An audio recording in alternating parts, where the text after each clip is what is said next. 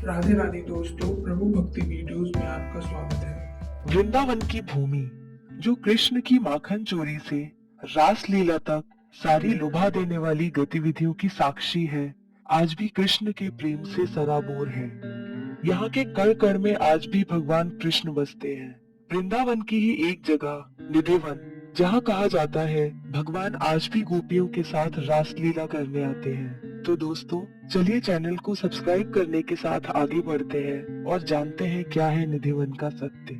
यहाँ के महंत का कहना है कि इस स्थल पर भगवान ने राधा रानी के साथ महारास किया था।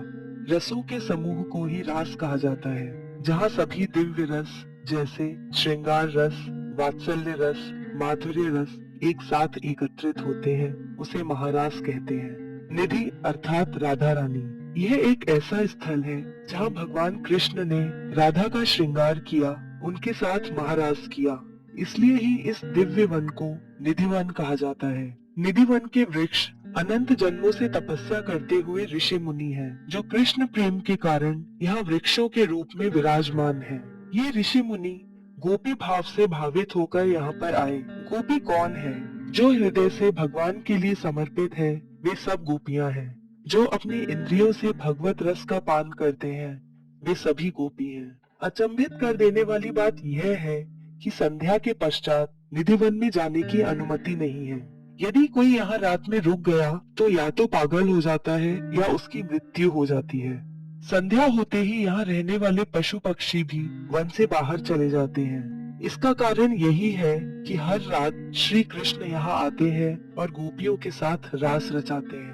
अनेक लोगों ने रात में रुककर भगवान के दर्शन पाने का प्रयास किया, परंतु या तो उनकी मृत्यु हो गई या मानसिक संतुलन खो बैठे।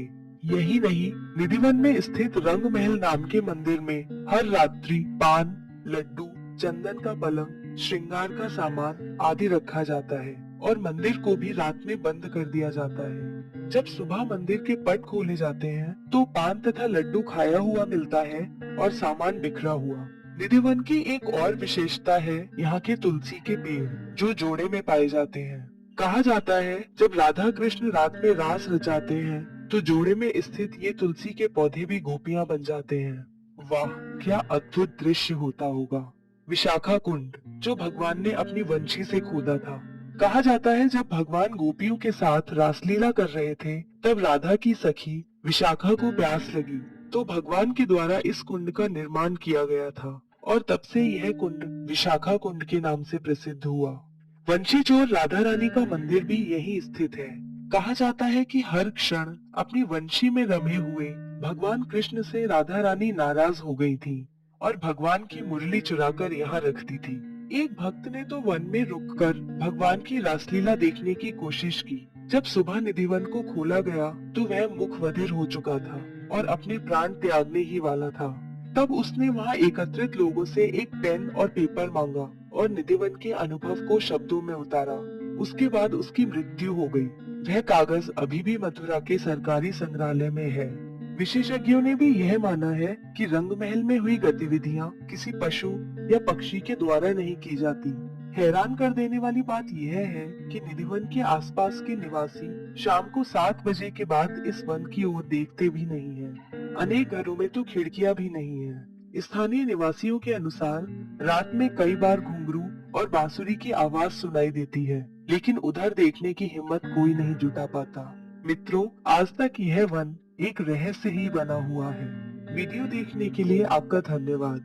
कृपया कमेंट करके हमें बताएं कि हमारा आज का एपिसोड कैसा लगा।